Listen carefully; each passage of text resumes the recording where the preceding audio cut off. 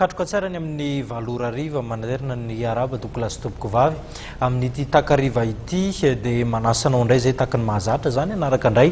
ny fampalalambavao hatramin'ny farany ankoatran'ny vaovao politika izay hoentina amintsika amin'ity takariva ity dia hoentina amintsika ihany koa ny lafim-baovao mahakasika indrindra ny fitokanana fotodrafitrasa mahakasika indrindra ny famokarana herinaratra tamin'ity androandroany ity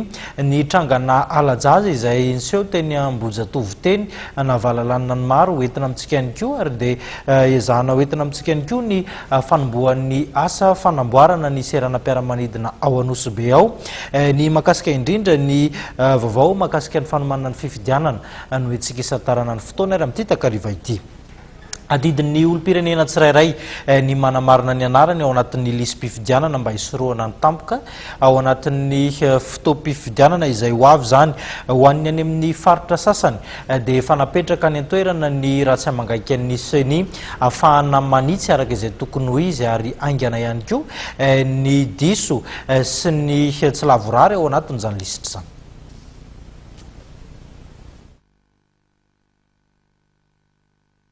Lisym-pifidianana ary azon'ny olom-pirenena taony manao fanamariana araka ny ambarana teo anivon'ny Isiony. Lisym-pifidianana izay nofaranana tamin'ny 15 aprily araka ny ambarana Isiony ary mbola mitohy ny fanatsarana azy.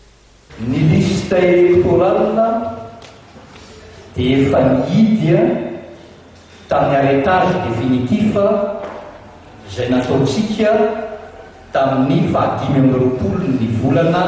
avril lasa teo. Dia eo anelanelan'ny 15 avril sy ny voalohany volana desambra dia gelé zany ny liste électorale. Iny liste électorale gelé iny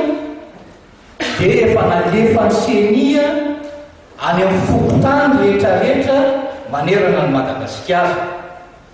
Dia ny ady hevitra tokony hitranga zany dia ny fijerevany be sy ny maro an'ireny lista ny fokontany reny hijerevany fa hoe marina ve sa tsy marina ve ny ao anatin'le liste. Raha ohatra ka tsy marina le izy dia anjara didiny be sy ny maro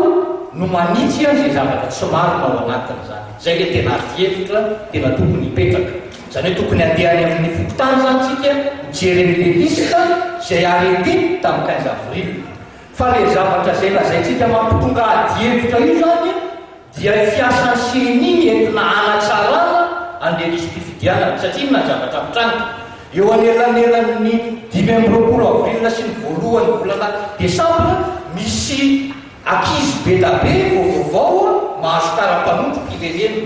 dia dieny zao reny ankizy rehetra dia reo levela satria tsy azontsika ampidirina ao anatin'le lisym-pifidianana izy dia amin'izao fotoana zao izy efa reo levela daholo le ankizy rehetrarehetra zany ka tonga ny voalohany volana desambra dia verifiena any amin'ny fokontany amin'izay mombamomba azy dia ampidiritsika ao anatin'ny lista voalohany volana desambra. Nanamafy ihany koa ny filohan'ny Isiony fa isy ny fanarahamaso iraisam-pirenena izay ho tontosaina ny volana oktobra ho avy izao. Amin'ny volana oktobra ho avy izao dia izy manam-pahaizana iraisam-pirenena hitsirika izany lista izany ary amin'ny toromarika ho fanatsarana azy dia miditra amin'ny fanavaozana manaraka indraitsika manomboka voalohany volana desambra. Eto zay dia miangavany be sy ny maro mba hitondra na hanoro ny seny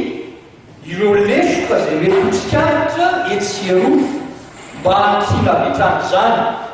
mba hananatsika lisitra tsaratsara kokoa hatrany.